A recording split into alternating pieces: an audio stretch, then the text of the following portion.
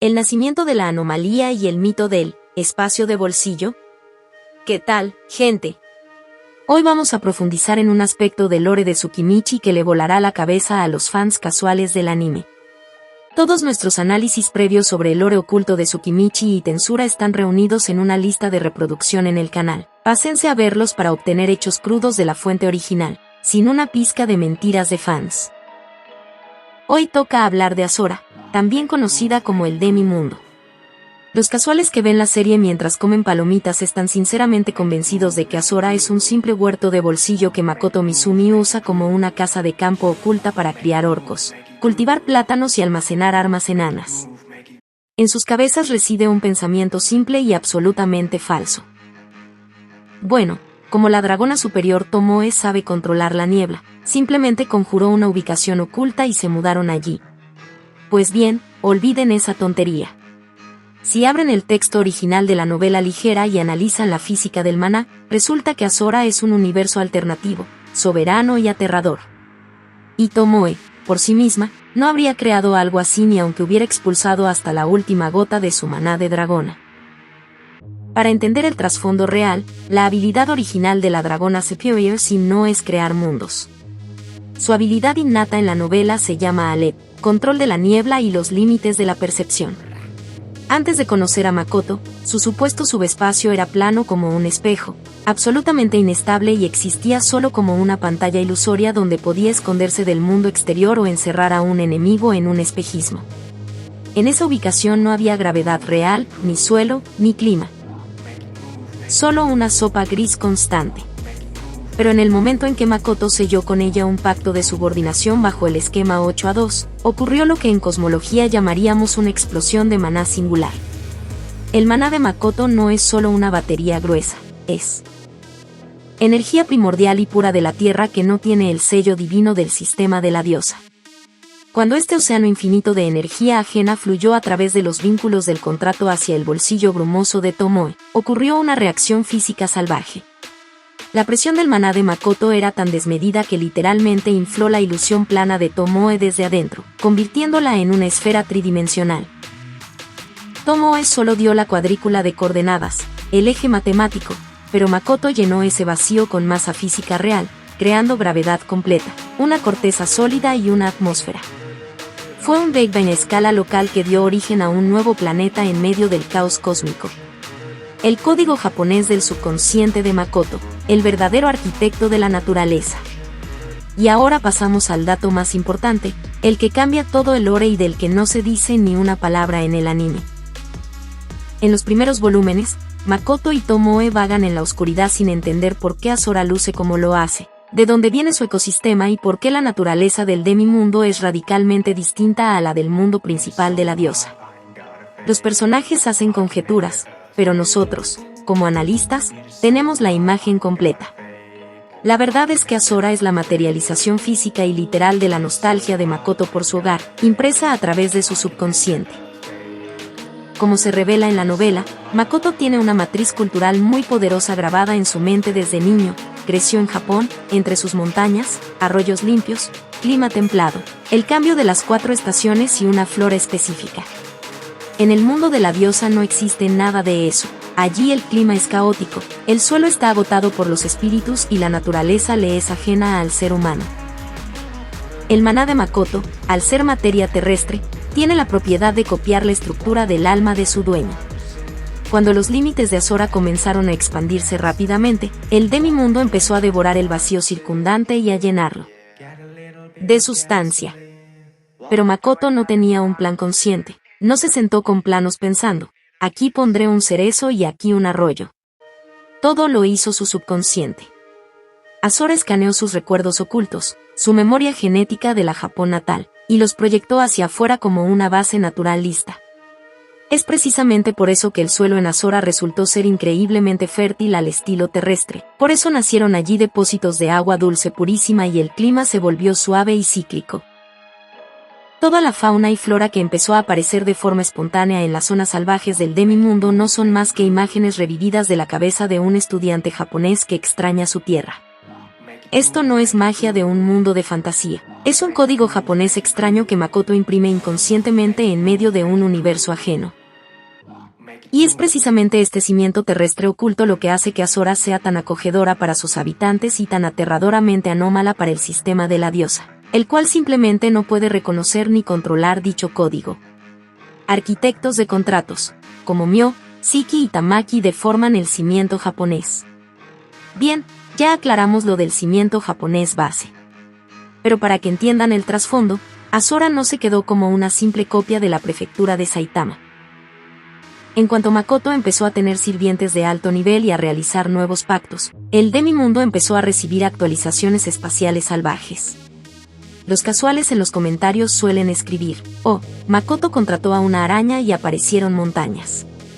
Contrató a un lich y apareció la niebla. Es solo magia, relájate. Pues no, ni de broma. Vamos a analizar el algoritmo estricto que estableció el autor. Un pacto en el mundo de Tsukimichi no es solo un contrato de trabajo. Es una fusión mental y energética completa de almas. Makoto es un lienzo en blanco y un generador infinito de maná crudo, pero él mismo, fuera de la imagen de Japón, no tiene una imaginación fantástica. Cuando vincula su alma con un nuevo monstruo, Azora se conecta instantáneamente a la matriz racial y a la memoria oculta de su nuevo socio. Los sirvientes actúan como arquitectos externos cuya esencia da forma a la energía sin rostro de Makoto, injertando a la fuerza su mundo interior en el paisaje japonés preexistente. Los personajes ni siquiera entienden por qué sucede, pero técnicamente funciona como una superposición de texturas. Pacto con Myo, araña negra de la calamidad. Myo vivió durante siglos en absoluta oscuridad, con hambre loca y caos, destruyendo todo a su paso, pero en el fondo, su alma herida anhelaba abundancia y saciedad. En el segundo en que se selló el contrato, Azora escaneó esa hambre primordial y la furia oculta. Al instante, el demimundo se sacudió, el maná de Makoto materializó zonas salvajes infinitas, bosques densos llenos de monstruos agresivos y cordilleras gigantescas. Fue la pesadilla interior de Myo que cobró forma física y llenó los bordes vacíos de Azora. Pacto con Shiki. Lich Shiki es un exhumano, un científico loco obsesionado con la alquimia, la sistematización de hechizos y las estructuras rígidas. En cuanto los lazos se fijaron, Azora escaneó su maníaco afán de orden. El espacio se estabilizó de inmediato. En el demimundo apareció un cambio de clima claro y predecible, la presión atmosférica se niveló, las aguas subterráneas se estabilizaron, lo que es más importante, en las profundidades de las montañas nacieron las primeras vetas grandes de minerales mágicos raros.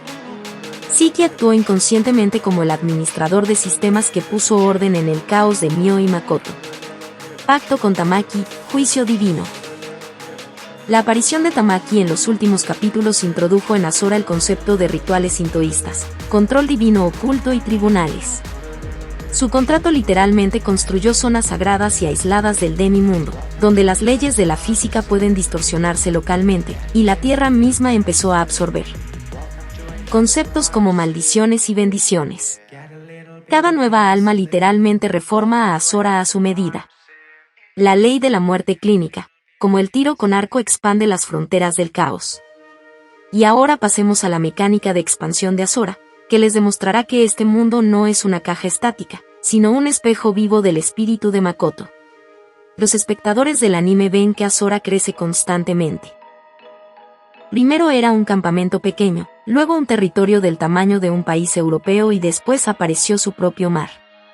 A los casuales les parece que el mundo crece solo, como la levadura. Pero en el texto original de la novela se revela un trasfondo técnico aterrador directamente relacionado con el principal pasatiempo de Makoto, el tiro con arco. Para que entiendan, cuando Makoto toma el arco y comienza a apuntar, no está practicando solo un deporte.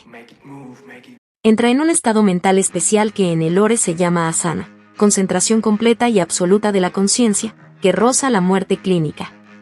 En ese momento, Makoto borra por completo su ego, su presencia desaparece de la realidad y todo su maná colosal se comprime en un punto invisible e infinitamente denso, una singularidad. Está literalmente balanceándose al borde de la nada. Y ahora miren lo que le ocurre a Azora en ese momento. La frontera del demimundo no es el cosmos infinito. Es una barrera energética rígida, un escudo de fuerza que mantiene la estabilidad interna y separa a Azora del caos absoluto que la rodea, el vacío cósmico sin formar. Cuando Makoto suelta la cuerda, su maná comprimido se expande de forma explosiva y repentina. Para Azora, este disparo mental funciona como un sismo potentísimo. La cúpula energética en el límite del demimundo literalmente explota, vuela hacia adelante cientos de kilómetros y, a gran velocidad, funde consigo trozos del caos circundante, transformando instantáneamente el vacío muerto en nuevas hectáreas de tierra, montañas y océanos. Cada vez que Makoto se concentra al borde de la vida y la muerte, Azora da un salto evolutivo colosal. Este mundo es el cuerpo físico en crecimiento del mismísimo Makoto.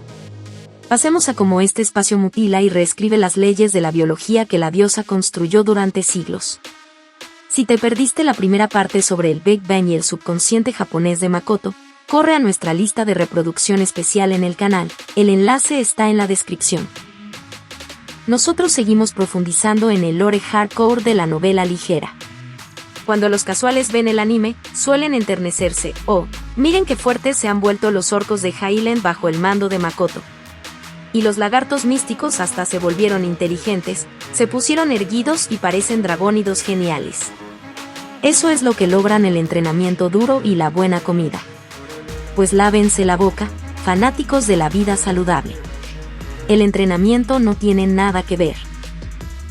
Lo que sucede con todas las razas que se mudan a Azora es una mutación genética forzada en su máxima expresión. Para que entiendan el cinismo del mundo principal, la diosa encerró absolutamente a todos los seres vivos en los marcos de su sistema digital de niveles. ¿Quieres ser más fuerte? Ve a matar, acumula numeritos de experiencia y, tal vez, el sistema permita que tu cuerpo sea un poco más rápido o fuerte. Es un limitador artificial que castra la evolución natural. Pero en cuanto los orcos, lagartos y enanos mayores se trasladan a Azora, salen completamente de la zona de influencia del sistema de la diosa. En el demimundo no hay niveles, pero hay algo más. La atmósfera de Azora está literalmente impregnada de maná salvaje, no filtrado y extremadamente denso de Makoto. Para las subrazas locales, esta energía funciona como una radiación invisible y permanente. Los organismos vivos, al respirar este aire, absorben cada segundo un elemento terrestre ajeno. Sus células comienzan a mutar y a reorganizarse solo para sobrevivir bajo tal presión mágica. Es exactamente por eso que los orcos de Highland, sin ningún nivel, de repente se vuelven más fuertes que los caballeros de élite humanos. Sus fibras musculares se densifican físicamente con maná. Y los lagartos se convierten en dragónidos bípedos no porque subieran de nivel, sino porque la radiación de Makoto despertó en su ADN antiguos genes dormidos de dragones superiores. Azora es un esteroide evolutivo que convierte a monstruos comunes en un ejército de superseres, saltándose todas las leyes divinas. La Azora temprana, la era del caos y la despreocupación de Makoto. Ahora destruyamos otro mito fanático por el cual estallan discusiones estúpidas en los fandoms. Si entras a una Wikipedia o escuchas a blogueros superficiales, te dirán: los humanos no pueden vivir en Azora, la presión del maná de Makoto los aplastaría al instante, por eso el mundo siempre estuvo cerrado. Eso es una tontería absoluta y una muestra de ignorancia sobre la cronología de la novela. En la etapa inicial de su existencia, la Azora temprana era una zona abierta, un lugar de paso. En ese tiempo, Makoto era un ingenuo estudiante japonés que no percibía su demimundo como un estado soberano o un búnker secreto, sino como un práctico campamento turístico donde podía pasar el rato con los orcos después de un día difícil. Tomoe, que entonces solo estaba configurando el espacio, creó un montón de pasajes espaciales y esclusas de niebla, y prácticamente no tenían vigilancia. En este periodo temprano, no existía ninguna presión mortal de maná para los humanos dentro de Azora. Sí, la atmósfera era densa, pero un humano común podía estar allí tranquilamente, respirar y no morir. Y fue precisamente esa ligereza de Makoto, al pasar olímpicamente del control fronterizo, lo que llevó a la catástrofe. A través de los agujeros de niebla no cerrados, empezaron a entrar humanos ajenos, aventureros y buscadores de fortuna de las ciudades fronterizas. Se paseaban por el territorio del demimundo, husmeaban información y, maldita sea, robaban armas míticas únicas que los enanos apenas empezaban a forjar para Makoto. El mundo era vulnerable, y esa despreocupación se pagó con sangre. La explosión que lo cambió todo, cronología de la creación de la ciudad fantasma. El punto de no retorno en la historia del Demimundo fue aquel incidente fatal que destruyó para siempre al adolescente japonés ingenuo en Makoto. Los casuales recuerdan esta escena por el anime. Hubo un boom, alguien murió, Makoto se enfureció y le voló la cabeza a alguien. Pero en el texto original de la novela, esta tragedia está escrita como una lección militar cruel que obligó a reconstruir por completo toda la física de seguridad de Azora. El grupo de aventureros humanos que se filtró a través de las esclusas de niebla abiertas no solo robaba cuchillitos a los enanos. Tropezaron con un almacén de artefactos mágicos de alto nivel, carajo, lograron activar un dispositivo explosivo inestable. La explosión fue tan colosal que quemó físicamente un enorme trozo de tierra del Demimundo. Pero lo peor es que en ese fuego murieron residentes locales, incluido un fragmento del alma de la propia Tomoe que custodiaba la zona. Para que entiendan, este fragmento fallecido reencarnó más tarde en la pequeña Komoe, pero en aquel momento fue un golpe colosal para el estado mental de Tomoe y Siki. Cuando Makoto regresó y vio las cenizas, fue cubierto por una furia primitiva y escalofriante. Se dio cuenta de que su rincón paradisíaco casi fue destruido desde adentro por su propia estupidez.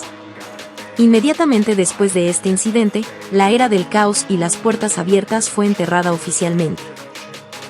Tomoe y Siki recibieron una orden estricta: sellar Azora herméticamente. Erigieron un sistema colosal de barreras multinivel que aislaron completamente las tierras interiores de Azora del mundo exterior. De ahora en adelante, el maná crudo de Makoto dentro de estas barreras estaba comprimido a tal densidad que cualquier humano común que intentara entrar a la fuerza sufriría al instante envenenamiento mágico o se asfixiaría. ¿Pero cómo comerciar entonces?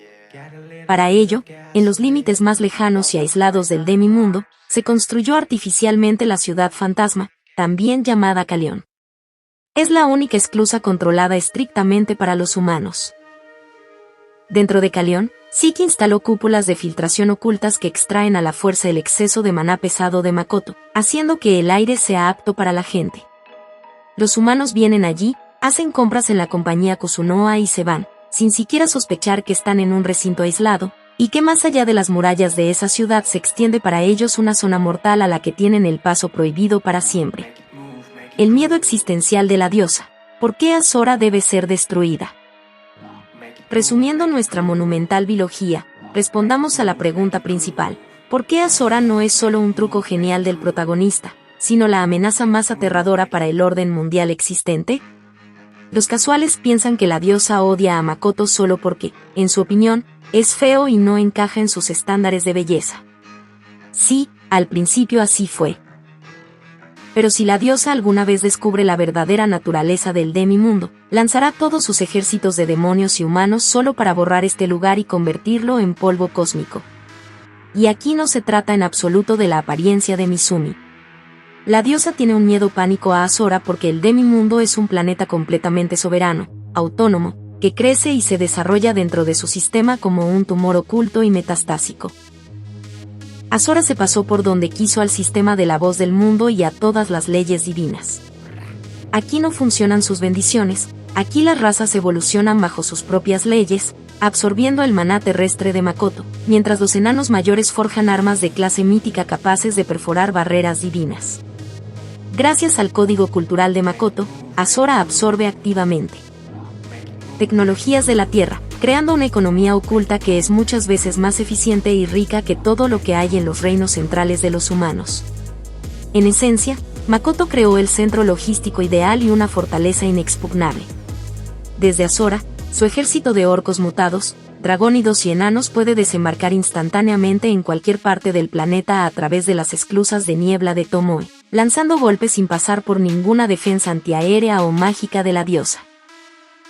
Es una tercera superpotencia lista, capaz de reemplazar por completo al viejo mundo. Comenten qué les ha parecido este trasfondo hardcore del Demimundo y qué pacto de sirvientes de Makoto creen que cambió más a Azora. Asegúrense de ir a nuestra lista de reproducción para volver a ver la primera parte de la biología sobre el subconsciente japonés y el Big Bang.